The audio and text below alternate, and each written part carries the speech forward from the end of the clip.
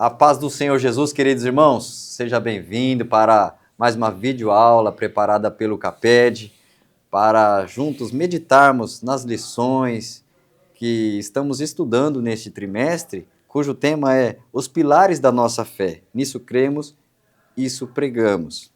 O intuito de cada vídeo é sempre ser um apoio, um subsídio aos nossos queridos professores. Estamos, neste momento, para meditar na lição de número 8, que aborda sobre a igreja. Veremos sobre a natureza da igreja, sobre figuras bíblicas da igreja e o que nós podemos aprender com isso, compartilhar com nossos alunos e também quais os propósitos da igreja. E para esta aula estou acompanhado do nosso querido irmão, servo de Deus, obreiro, presbítero na congregação de Aldirene, nosso irmão Alexandre. A paz do Senhor Jesus. Boa noite, irmãos. Hoje nós vamos estar tratando de um assunto de suma importância, de grande relevância, que é a respeito da igreja, a doutrina da igreja. Perfeito. E importantíssimo, a igreja é citada no Novo Testamento muitas vezes.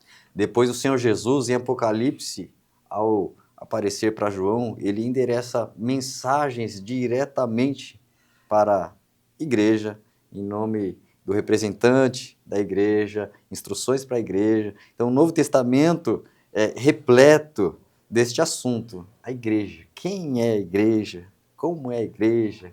Qual a natureza da igreja? Isso que nós vamos entrar e deixar bem claro para os nossos irmãos, para os alunos, que precisam realmente compreender o que é a igreja. Né? Igreja não é o edifício, não é o prédio, né? Mas o que é a igreja? Qual a natureza dela? Como que é? De onde vem essa palavra igreja? Então, irmão Alexandre, se puder já comentar esse primeiro tópico, que trata sobre a natureza da igreja e o que é a igreja. Amém. Amém, pastor Ed. Nós vamos ver aqui que a igreja é citada lá no livro de Mateus, capítulo 16, quando Jesus está conversando com seus discípulos e Jesus faz uma pergunta, né? Quem dizem que eu sou, né? Aí uns dizem, o senhor é profeta, o senhor é João Batista. Aí Jesus se dirige aos discípulos e diz, vocês, quem dizem que eu sou? Aí Pedro, tomando a palavra, diz, tu és o Cristo, o Filho do Deus vivo. Aí Jesus olha para Pedro, né, e diz, bem-aventurado é tu, Simão Barjona, porque não foi carne nem sangue que te revelou, mas o meu Pai que está no céu. E sobre a declaração de Pedro, Jesus vai dizer, né, que ali ele estaria edificando a sua igreja. Então, aqui já aparece a palavra igreja, que é uma palavra grega, né, que se diz eclésia, que traduzindo se diz chamados para fora, em outras traduções também assembleia, né, chamado para fora da onde? Para fora do mundo, para fora do sistema que nós estamos vivendo, né? Então aqui ele vai estar falando da natureza da igreja, como o pastor Éden bem falou, frisou, que a igreja não é um templo, né? A igreja é o corpo de Cristo, a igreja é formada de pessoas, né, que é o corpo de Cristo. Amém, pastor Éden? Perfeito. Esse termo usado aí, eclésia, né, era uma convocação, as pessoas eram chamadas para tratar um assunto importante daquela cidade, daquela sociedade, então era um assunto importante a ser tratado, então era uma convocação, foi chamado. E Cristo agora dizendo, a minha igreja, convocados por Ele, Amém. Convocados para propósitos importantes que é entregue por Ele, chamado pelo próprio Cristo. Então ele fala, a minha igreja, então é a reunião, o ajuntamento de pessoas, a congregação de pessoas chamadas por Cristo, estar ouvindo Ele, a missão dEle, o propósito dEle, isso que nós vamos entrar, porque Cristo chama, não é uma convocação comum, não é uma convocação humana, não é uma invenção humana, não é uma criação de alguém que falou, vou inventar algo aqui que vai se chamar igreja. Não, é o próprio Senhor Jesus quem chamou, quem idealizou, e é algo que estava no coração de Deus há muito tempo. Não é Amém. Jesus que fala assim, tive uma ideia agora, eu vou inventar alguma coisa agora. Não, já é um Verdade. propósito, já no coração de Deus há muito tempo. Tanto que ele já cita no Novo Testamento que estava desde a fundação do mundo o Cordeiro preparado para morrer por este povo. Então, já desde a criação, já havia no coração de Deus isso, Amém. né? Já estava guardado no coração de Deus. Nós tínhamos até algumas profecias no Antigo Testamento, né, Alexandre? Isso. Tínhamos a... Paulo vai falar que a igreja é o mistério oculta, guardada em Deus. Aí nós temos algumas profecias no Antigo Testamento, né, lá no Salmo 102, versículo 18. Amém? Gostaria de estar abrindo aqui para ler. Muitos acreditam que essa citação aqui, né, que o salmista ele está profetizando, ele está falando, diz a respeito da igreja, né? Então ele diz aqui no Salmo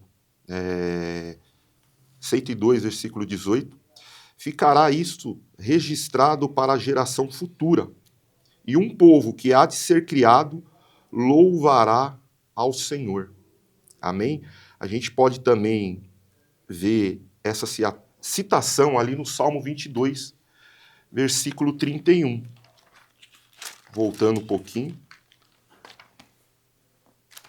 Salmo 22, versículo 31.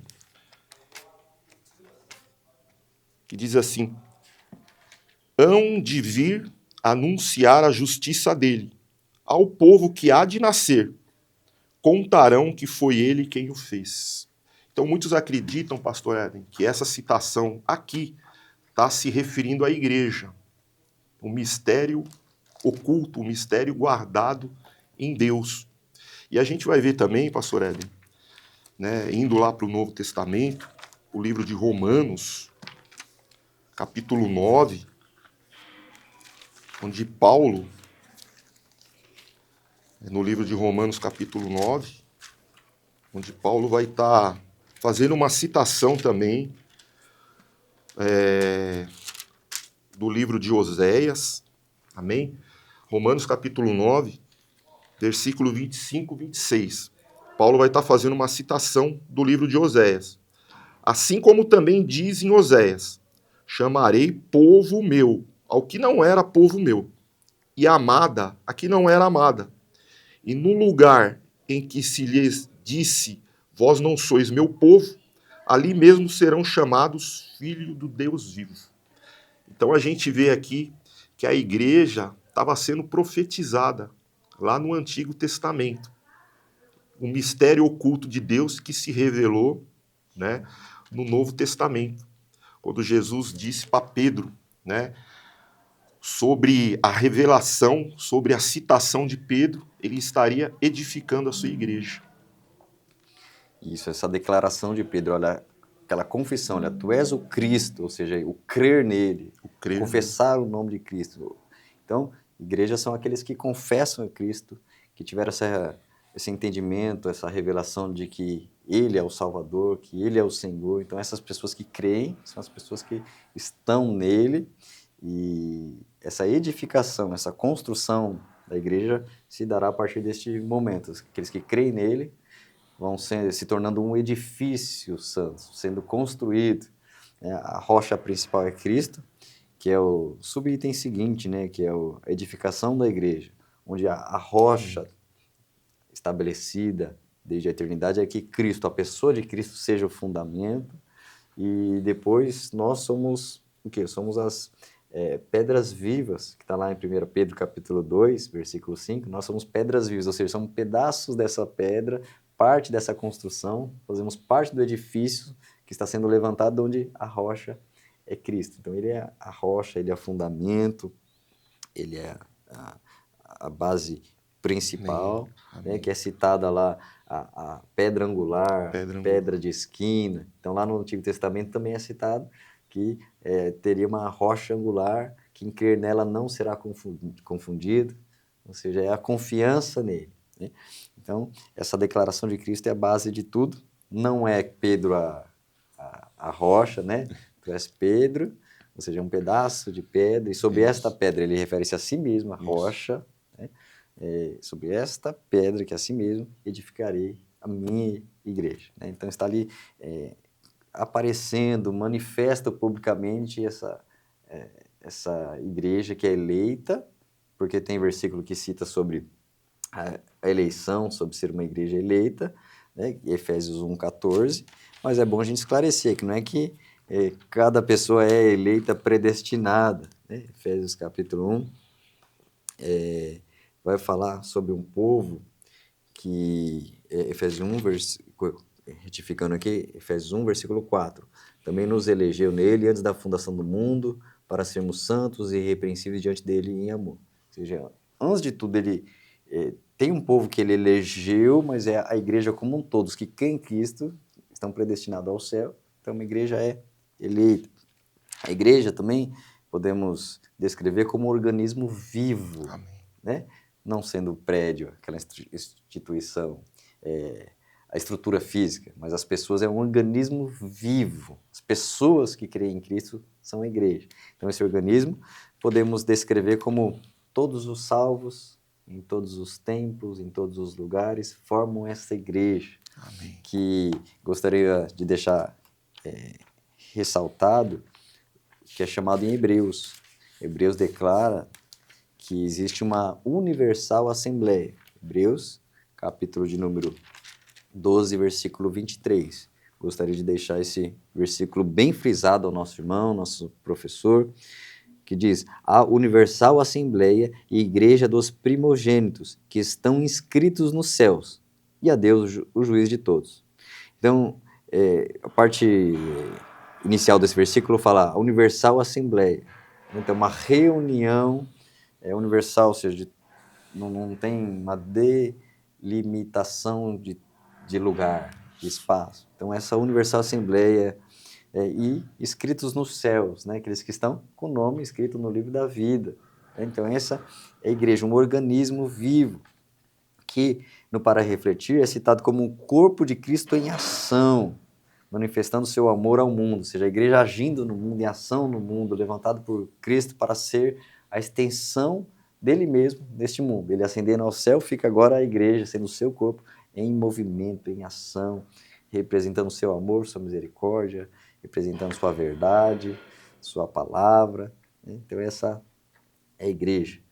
E também, irmão Alexandre, podemos citar que ela é ao mesmo tempo espiritual, mas também tem um aspecto físico. Sim, né? sim. Podemos citar isso, que é um organismo espiritual, os membros são salvos em todos os lugares, em todo o tempo, mas também ela se manifesta fisicamente. Não tem como dizer que não dá para ver a igreja, enxergar a igreja, né? Fisicamente são as pessoas. Sim. Né? Então, é algo que é bom esclarecer para o aluno. Como lidar com isso? A igreja é espiritual, mas também ela é física, né? São salvos, que, né, quem sabe, quem conhece isso está lá no céu, mas também enxergo aqui na terra. Né? Então, ao mesmo tempo, temos que lidar com isso. Ela é divina e, ao mesmo tempo, humana. Divina porque é algo espiritual, salvos, só Deus enxerga, e ela, ao mesmo tempo, ela é humana, que se reúnem, se ajuntam, congregam, cultuam, adoram, faz a obra, né? E como lidar com isso, né? É bom nós deixarmos isso claro aos alunos que têm isso, para que não pareça uma contradição. Nós olharmos a Bíblia dizendo que é um corpo, e algumas epístolas dizendo as igrejas da Galácia. Ué, uma igreja ou as igrejas? É uma igreja e Cristo, mas humanamente tem as igrejas locais, reuniões, ajuntamentos locais. Gálatas 1:2 fala sobre essas igrejas. A epístola, o livro de Apocalipse, Cristo mandando mensagem às igrejas, às 7 igrejas da Ásia, ou seja, né, o ajuntamento de irmãos naquelas localidades, né, Esmirna, Tiatira, em Pérgamo, Laodiceia, em Éfeso, Filadélfia. Então, ajuntamentos locais. Então, existe a igreja, que é única, é um só corpo, mas se manifesta fisicamente nas igrejas locais. E aí a gente tem que deixar claro isso para o aluno. É uma igreja, mas fisicamente tem as instituições locais. Né? O Alexandre quer complementar sobre isso? Essa é É uma grande dúvida, pastor Éder, quando a gente vai tratar desse assunto, as pessoas entram em dúvida, mas existe duas igrejas, né? E às vezes a gente falando, não é que existe duas igrejas, né? Existe, a Bíblia vai citar, o pastor Éder acabou de ler, lá em Hebreus capítulo 12, ali está falando da igreja celestial, né? Da igreja invisível, né? Jesus, quando fala aqui em Mateus também, né, que sobre a afirmação de Pedro, sobre a revelação de Pedro, ele estaria edificando a sua igreja, ali também é uma igreja celestial, a igreja invisível, onde Jesus diz: as portas do inferno não prevalecerão contra ela, né?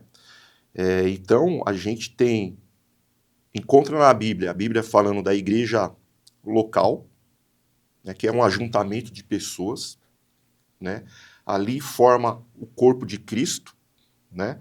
O pastor Éden citou as 7 igrejas do Apocalipse, ali na Ásia, né? Aquelas igrejas em cada parte ali, Esmirna, Éfeso, Tiatira, era uma igreja local, né? Que juntos eles se tornam o corpo de Cristo, né? Que fazem parte da igreja celestial, da igreja invisível, né? Esses dias, pastor Éden, a gente estava até comentando que qualquer pessoa pode fazer parte de uma igreja local. Qualquer pessoa pode ter o seu nome escrito lá no hall de membros da igreja local. Mas para fazer parte da igreja celestial, tem que nascer de novo. Tem que crer em Jesus, se arrepender e nascer de novo. Aí a gente vai lá em João, quando Jesus encontra Nicodemos e começa a falar com Nicodemos sobre o novo nascimento, né? Que Nicodemos tinha que ter, senão ele não poderia entrar no reino, não poderia ver, não poderia entrar, né? E Jesus está falando do novo nascimento, é algo que hoje nós precisamos ter também para poder entrar na igreja celestial, que é o corpo de Cristo, formado por várias pessoas, de várias denominações e de vários lugares. Perfeito. Juntos eles formam o corpo de Cristo, juntos eles formam a igreja invisível, a igreja celestial. Eu acredito que tenha sido bem explicado essa parte, né, pastor Hélio? Né? A gente vai ver sendo falado da igreja invisível, né? Tem alguns versículos aqui, né, da igreja universal, da igreja invisível, da igreja celestial, Mateus 16, 18, João 17, 20, né? Atos, né, vai estar falando também, Efésios, Hebreus, né, onde o pastor Éden ele leu, e também vai estar falando da igreja local, como a gente citou, né, que é várias pessoas de vários lugares, várias denominações, que toda junta forma o corpo de Cristo, Perfeito. que forma a igreja celestial. Aí vai estar lá falando, né, em Mateus, Apocalipse, né, a igreja de Antioquia, né, em Atos capítulo 13, que eram igrejas locais. Perfeito. Dessa única, podemos citar Efésios 4:4, que diz: há um só corpo, um só espírito, fosse chamados em uma só esperança. Amém. O 5, um só Senhor, uma só fé, um só batismo. Então, está reforçando, ressaltando uma unidade, um corpo espiritual. E aí, o desdobramento local, visível, são as igrejas locais que vão ter seus regimentos internos, seus regulamentos, suas organizações, que são temporárias, são locais, são regionais, né? Uma região pode se organizar de uma maneira, em outra região pode a igreja se organizar de outra maneira. Um aspecto da unidade nós podemos enxergar no ponto que é a união dos judeus e gentios que creem em Cristo, quebrando a barreira que havia no Antigo Testamento, de só os judeus serem os escolhidos. Agora,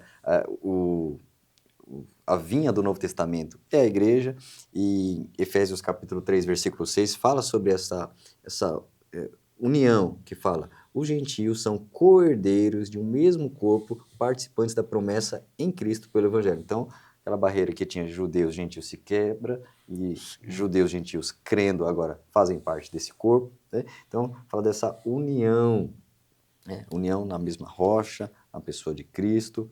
Então, a gente vai enxergando aqui um pouco desse aspecto físico e espiritual. O espiritual podemos dizer que é a igreja que Deus vê. Como ele vê? Ele sabe todos que são salvos, ele enxerga os que já estão no céu, já enxerga aqueles que estão batalhando. Então ele já enxerga tudo. É como Deus vê essa igreja única, invisível.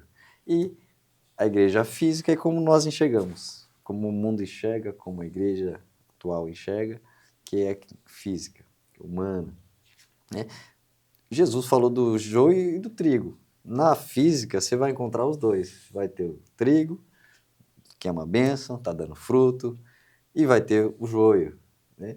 Vai ter o homem espiritual, vai ter o homem carnal, né? Que, embora um dia tenha crido em Cristo, mas estão dando segundo a carne. Então, a igreja são aqueles que aprenderam a andar em espírito, a depender do espírito, a se encher do espírito, buscar andar guiado pelo Espírito de Deus,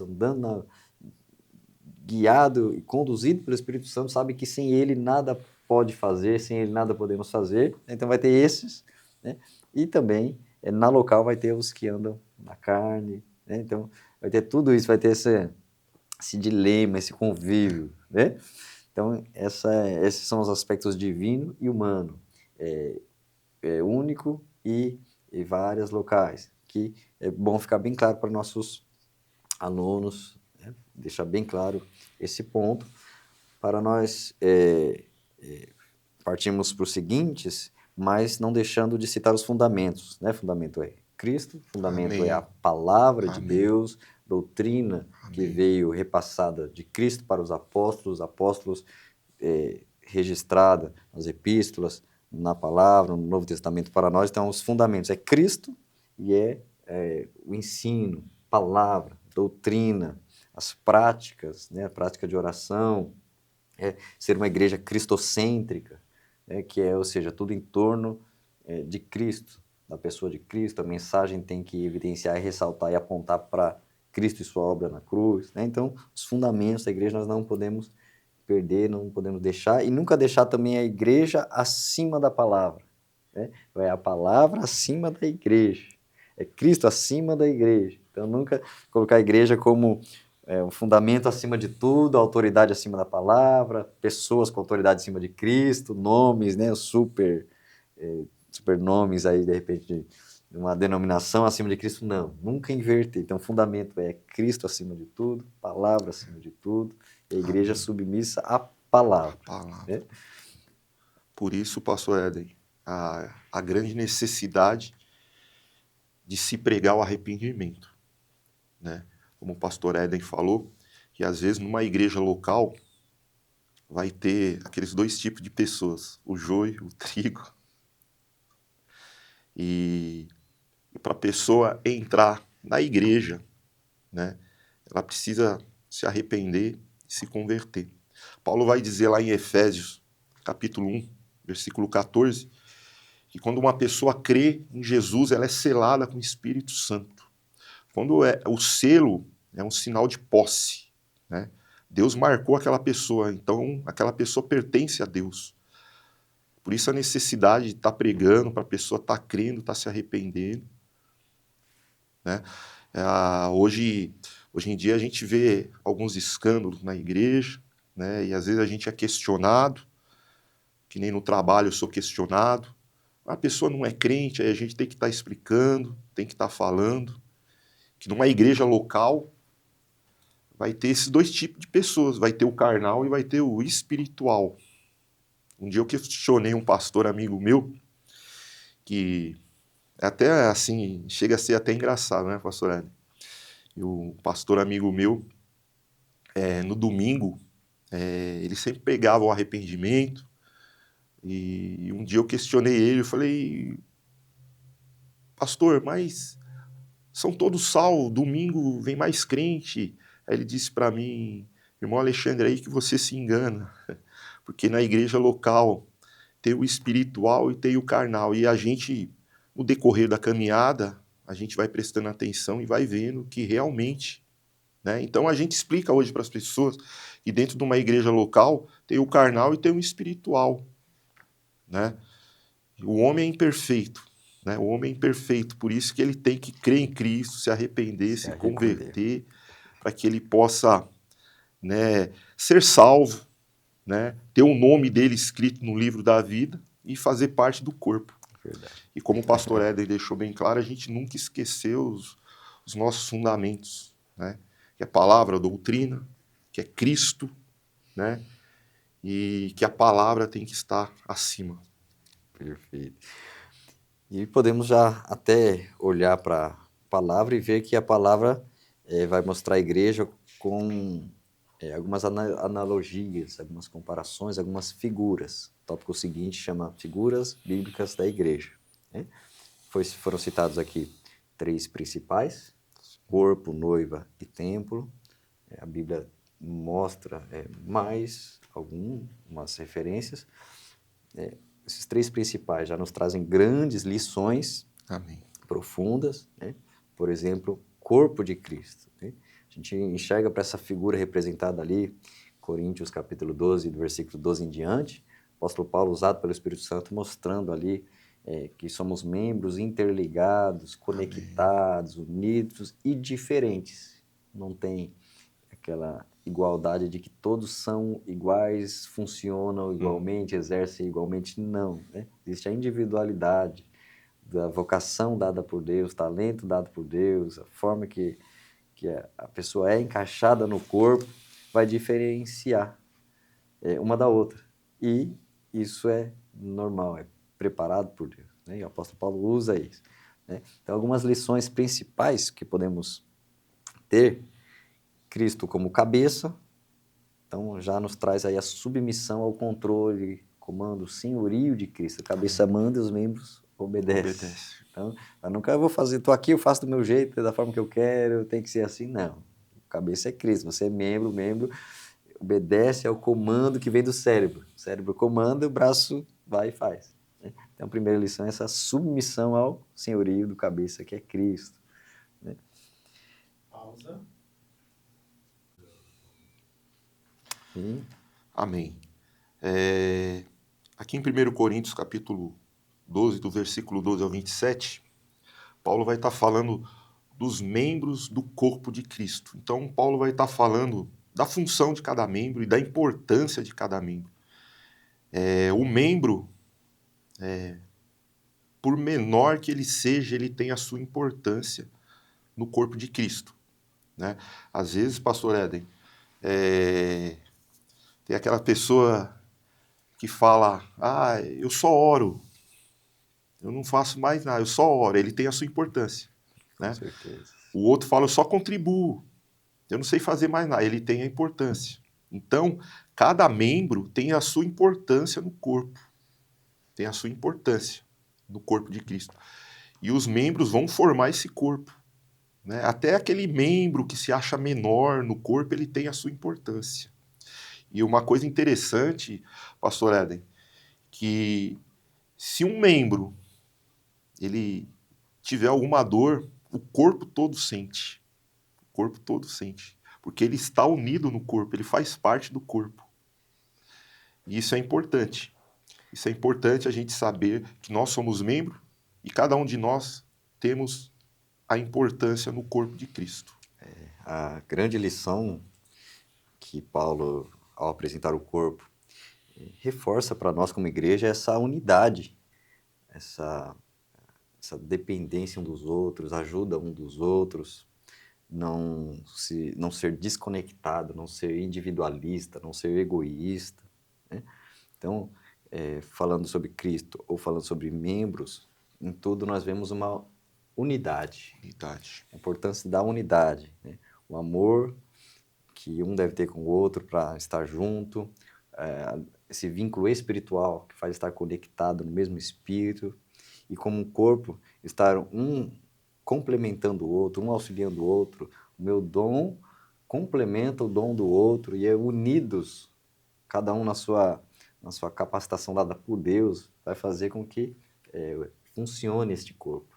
O mover de Deus aconteça, porque alguém entrega aquilo que Deus lhe deu para fazer, ele faz com amor. O outro entrega também aquele outro complemento que o primeiro não tinha, mas esse segundo tem. Né? E o outro ali não aparece, mas por detrás ele é um excelente apoio, ajuda, auxílio. Então, é lindo o que Deus faz, né? E o corpo prevalece, continua, a obra funciona, a igreja avança, porque é Deus que vai distribuindo, Deus que vai colocando, Deus vai encaixando tudo isso, né? Então é importantíssimo nós entendermos e termos essa visão de corpo, né? Outra figura é noiva, né? Então a igreja é mostrada como noiva, existem parábolas mostrando a igreja como noiva, tem que estar santa, com as vestes preparadas, tem que estar adornada, aguardando o noivo. Então, uma outra característica da noiva. E o que se espera da noiva ali é aquele compromisso, expectativa. Então, a noiva é que está esperando aquele momento, se preparando para aquele momento, compromisso com o noivo. E sendo povo de Deus, é o maior alerta à sua fidelidade. Não querer ficar olhando para o mundo, se relacionando no mundo. Que isso diante de Deus, espiritualmente, isso é algo grave. É um adultério espiritual. Alguém que se diz igreja e ele fica caminhando de mãos dadas com o mundo. Isso é inadmissível para o povo de Deus. A gente vê esse cuidado que Jesus tem com a sua igreja, né, chamando ela de noiva, né, o carinho, o cuidado. E o pastor Éden frisou bem o que Jesus ele cuida, ama, mantém, e o que se espera da noiva é fidelidade, obediência. E Paulo ele vai falar lá em Efésios capítulo 5, versículo 25, né? Paulo falando do cuidado do marido para com a esposa, né? E Paulo vai estar falando, marido, amai as vossas esposas, assim como Cristo também amou a igreja e se entregou por ela, né? Então, você vê esse cuidado que Cristo tem para com a igreja. E o que ele pede da igreja é obediência, é fidelidade. Perfeito. Para que a igreja não se prostitua. Fidelidade valorizando aquele que pagou um alto preço por ela. Né? Pastor Éder, se o senhor me permite, Pedro ele vai dizer assim que nós não fomos comprados com prata e nem ouro, mas nós fomos comprados pelo precioso sangue de Cristo. Então, o preço que foi pago pela noiva foi alto. Uma figura, falando em alto preço, a gente pode olhar o amor ali de Jacó por uma mulher, e ele amou de tal maneira que foi exigido um preço que ele teve que ficar ali trabalhando por anos e anos. Depois, aquela pessoa que fez aquele acordo enganou ele, fez ele trabalhar muito mais anos. Ele trabalhou 7 anos por Lia e depois mais 7 Depois por... mais 7, 14 anos 14 trabalhando. Então você imagina aí, 14 anos, põe isso aí no cálculo, sua vida, seu tempo, um alto preço por uma amada. Podemos enxergar aí uma figura também do Cristo que pagou um alto preço para ter a sua amada noiva, né, lavada, redimida, para que agora ela valorize esse noivo que tanto amou ela. Né? E deseja estar com ele, né? Queira estar, deseja estar. Tanto que ele me ama, eu tenho que corresponder esse amor. Né? Que são aqui, falando em figuras bíblicas, nós encontramos no Antigo Testamento o amor da Sulamita com o rei, aquele que foi de forma disfarçada no meio do campo, e eles têm um amor, uma atração pelo outro, aí ele se ausenta, e aí a história ali vai tratando desse desejo dele se encontrar de novo, ela esperando o amado. É outra figura de Cristo, a igreja, né? Que há um amor, há uma ausência e um desejo de encontrar de novo, que assim deve ser o relacionamento. Cristo veio, formou a sua igreja, Agora há essa ausência necessária para cumprir o plano, o propósito eterno. E o desejo da noiva deve ser: estou esperando ele voltar, estou esperando esse encontro, meu coração está aqui ardente, querendo de novo estar com ele, né? Então são figuras que permeiam aí por várias partes das escrituras, mostrando aí a igreja, né? Até a Eva sendo surgida após o sono de Adão. E ali há uma abertura do seu lado, é tirada e é formada Eva, né? Que também remete a Cristo, que ao descer a sepultura, o sono da morte, né, foi furado também do lado, né? E saindo seu sangue por completo, também do seu lado surgiu a sua companheira, a sua noiva amada, que é a igreja. Então são figuras que estão nas páginas das Escrituras, sempre mostrando, né, um amor salvador, um amor de Deus, e Deus mostrando que formaria um povo, a sua igreja. Né? Uma coisa linda também, pastor Éden. Literalmente, Salomão em Cantares, ele estava se declarando para a Sulamita. Literalmente. Amada minha, desejada minha. Mas também, por outro lado, Salomão, profeticamente, estava citando ali o amor de Cristo pela igreja. Uma coisa interessante, uma coisa linda, né? Verdade. Eu tinha anotado aqui mais alguns símbolos que são família de Deus, tem versículo que cita a Amém. igreja é família de Deus, edifício de Deus. Amém. Em Timóteo é citado que vós sois lavoura de Deus, né? Coluna da verdade. Então tem outros símbolos, na lição é citada templo de Deus, ou seja, ali a habitação de Deus são nos salvos, na igreja, no povo, igreja. né? Não igreja, no prédio está ali a presença de Deus. Se todo mundo ir embora para casa, a presença está lá com as pessoas que foram embora, não ficou no templo, né? A presença está com as pessoas, está nas pessoas. Ele veio fazer morada em nós. A gente sempre fala, né, pastor Éder, estou indo à igreja. Né? Não, na verdade, nós estamos indo ao templo se reunir com a igreja. Né? É verdade. Mas se tornou assim tão normal a gente, Um hábito falar, né, né? um hábito falar, a gente vê o templo, a igreja, não, ali é um templo, né? É o templo, a igreja somos nós, né? Mas ficou um hábito, né, que a gente ficou com costume, né? Mas sempre eu tô me policiando, né? Tô me policiando. O ideal vou ao templo. Vou ao templo, se reunir com a igreja, da qual eu faço parte.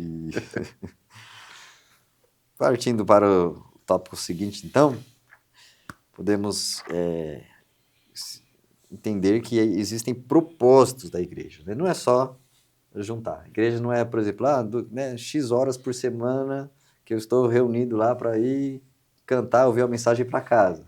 Né? Será que é só isso? O propósito da igreja é eu reunir, né? Principalmente o domingueiro. Eu vou no domingo, fico 2 horas lá, e olha lá 2 horas, chega atrasado e quer sair o quanto antes, né? Vou lá, canto e vou embora. É muito mais do que isso. Ser igreja vai muito além. Ser igreja é uma tamanha responsabilidade e tamanho privilégio que o Senhor confia ao seu povo. Podemos aí citar alguns? Podemos, pastor Éden. Eu marquei aqui que um dos propósitos da igreja é ser sal da terra e luz do mundo. Está lá em Mateus, capítulo 5, do versículo 13 ao 16. Né? A igreja tem que dar sabor a esse mundo que não tem mais sabor.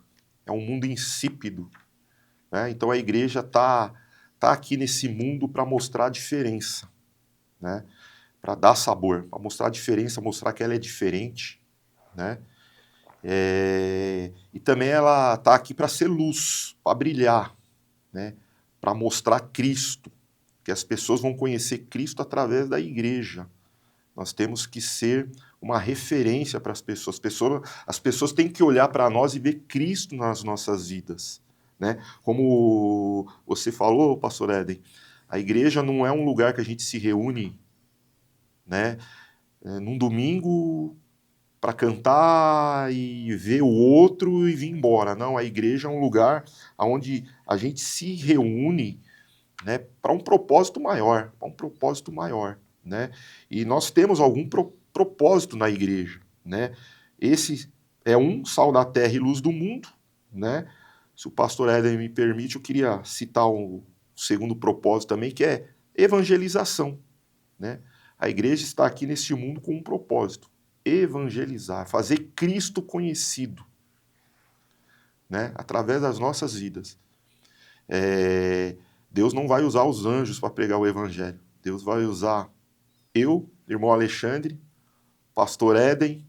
Deus vai usar o corpo de Cristo, a igreja. Então, nós estamos incumbidos nessa missão, nesse propósito. Perfeito. Evangelizar é a máxima da igreja, né? É a sua missão, sua razão de existir, expressar Cristo, falar de Cristo, ser testemunha, ser o resplandecer de Cristo na terra. Jesus chamou o mundo de seara, dizendo que é grande e que precisa de ceifeiros, trabalhadores. Jesus falou sobre sair para semear, que a semente é lançada, algumas dão fruto, algumas têm seus empecilhos, mas a semente sendo lançada. Então, Jesus estava ensinando os discípulos isso, o dever de levar a mensagem, levar a semente, de evangelizar, né? Jesus nos chamou de testemunhas, falando, vocês são minhas testemunhas. Jesus capacitou para que esse avanço aconteça, eis que vos dou poder. E vocês fiquem em Jerusalém até que do alto sejais revestidos de poder. Amém. Então, é o quê? É o necessário, a ferramenta, né? O Espírito Santo é uma pessoa, mas isso em nós é um dínamos, né? É o poder, energia que nos capacita a ir, avançar e vencer as resistências do diabo, vencer as resistências do mundo, vencer as limitações todas, as durezas de corações. O Espírito Santo é quem pode ir à frente fazendo tudo. Então, ele deu poder para que isso acontecesse, evangelizar. Então, a igreja prega dentro do seu templo, a igreja prega fora do seu templo, a igreja prega estando reunidos os irmãos no coletivo, prega individualmente cada um no seu lugar lá onde ele está andando, a igreja prega naquela família cristã, a igreja prega quando ela tem uma ferramenta, as mídias sociais, ela está pregando, quando ela escreve, alguém tem um talento de escrever, quando alguém faz folheto e sai distribuindo, quando alguém está visitando, então a igreja está evangelizando, a igreja está fazendo a obra, cumprindo o ID. Jesus é a missão principal, né? E há alguns outros. A revista cita edificação, que é o sentido de levar para cima, construir, solidificar, firmar, fortalecer, tudo tem esse sentido. Então, cada pessoa próxima da igreja tem que ser edificada. Ela vai chegar, então ela vai ser alimentada, ela vai ter a palavra, ela vai ter comunhão, ela vai ter intercessão, ela vai ter auxílio, vai ter o amor de Deus, a misericórdia, a compaixão das pessoas que estão em Cristo para ajudar aquela que está chegando. Então tem que ter edificação. Que ele começou, vai exercer seus talentos, então ele vai estar crescendo como servo, como obreiro. Então edificar, ou seja, construir, sempre levando para um nível de, seja maturidade, seja de crescimento espiritual ou crescimento ministerial, mas sempre edificar, sempre levar para cima, é um outro propósito também. E quando Deus nos dá talento, dons, não é para nós guardarmos para nós, é para usar num propósito, né? Propósito de fazer a obra, evangelizar, pregar o evangelho, e na edificação, ajudar aqueles irmãos que estão chegando, né? Para que eles cresçam, né? Para que eles cresçam também. Então, um dos objetivos da edificação é o crescimento dos crentes, até atingirem, né, a estatura de Cristo. Perfeito. O amor vai sempre nos impulsionar a querer e trabalhar em prol do crescimento do outro. Sim. Está lá o apóstolo Paulo, que é a igreja, está lá trancado numa prisão, ele está sendo instrumento para levar a mensagem de edificação para os outros que estão lá fora. Mas ele está sendo igreja edificando o outro. Ele está lá intercedendo. Paulo, por esta causa, me coloco de joelhos, apresentando os Efésios. Estou aqui compartilhando testemunho com os irmãos, está aqui conversando, dando instruções para Timóteo, para os obreiros. Então, ele é a igreja edificando os outros. O pastor Hélio citou algo assim, o amor que nos impulsiona, né?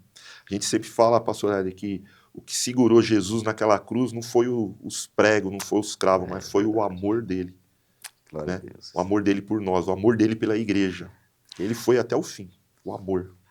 É verdade. E o amor que vai também nos fixar no chamado. E se nós fixar tivermos esse nessa missão. amor, nós não vamos medir esforços para pregar, para orar, para evangelizar, para trabalhar na seara. Aí não será pesado, mas vai cumprir o propósito com prazer, Com prazer. com satisfação, que o jugo de Cristo não é pesado, ele está junto, né? É o jugo onde você está e Cristo está junto, e a graça dele, a unção dele, o poder dele faz com que você consiga fazer. E aí você, Isso. em amor, você faz. Aí não é pesado, Isso. porque você ama, né? Vai ser prazeroso, gratificante. Glória a Deus.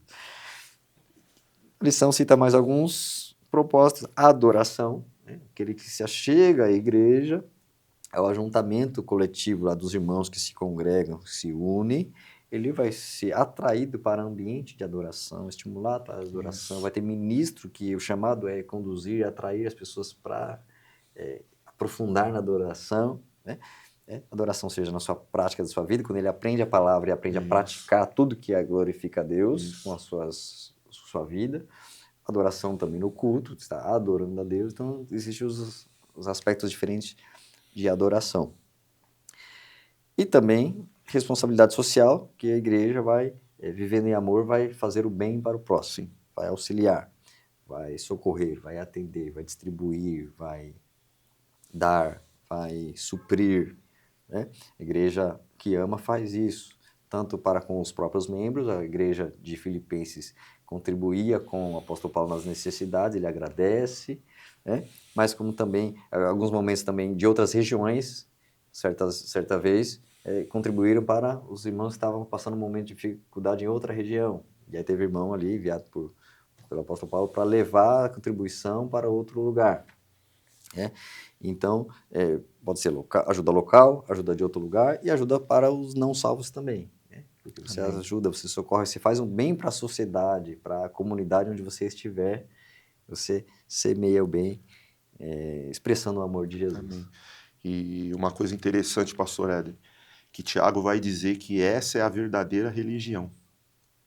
É o verdadeiro cristianismo, né? Tiago, lá no seu livro, no capítulo 1, versículo 27, ele vai dizer que a verdadeira religião é visitar os órfãos e as viúvas nas suas tribulações, né?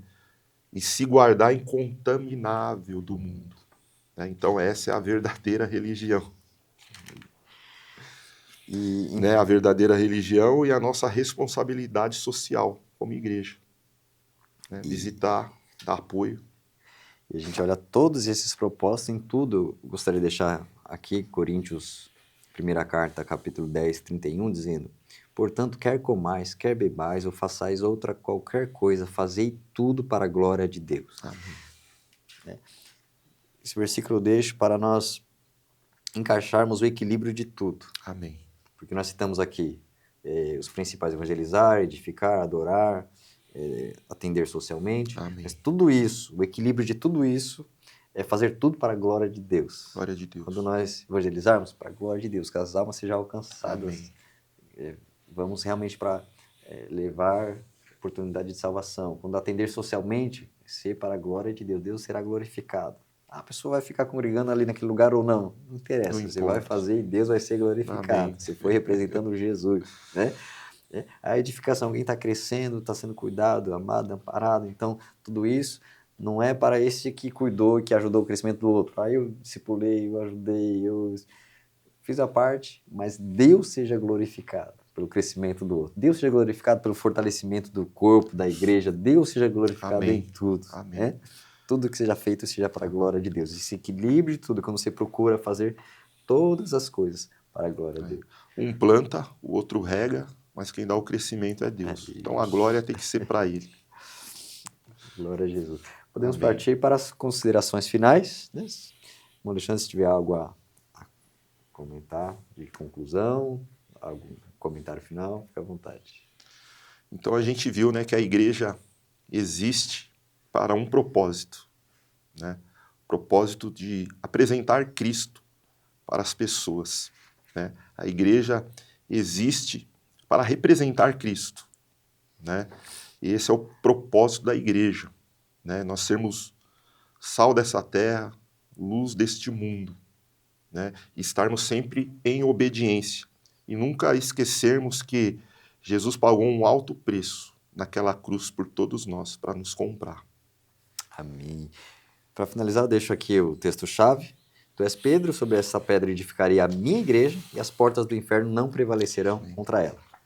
Vejo que é algo edificado pelo próprio Cristo e que a igreja avança e que nem o inferno consegue parar. Nem o inferno consegue Amém. calar. Amém. Nem o inferno consegue que ela deixe de cumprir esses propósitos. Localmente pode até ter alguns problemas, alguns lugares que não esteja cumprindo fielmente ou vivendo pela palavra. Mas este corpo universal, os salvos em Cristo, a igreja de Cristo na terra, o Espírito Santo está em ação, Amém. então nada vai parar a igreja. Amém. Nada vai parar o avanço da igreja, a salvação de almas, a edificação de vidas. Sempre haverá um povo adorando a Deus, porque é Cristo quem formou isso, Cristo quem criou isso, e simplesmente fala, cumpra isso até que eu volte, até que eu venha. E ele há de buscar a igreja, os salvos, os selados, para o encontro e estar com ele nas bodas do Cordeiro. Amém. Que nós tenhamos uma aula maravilhosa, que cada irmão, professor tenha sido edificado, que você aprofunde aí no seu estudo, na sua pesquisa, regando com oração, regando com amor, para que seja uma aula maravilhosa, edificante, gravada nos corações dos nossos irmãos, nossos alunos.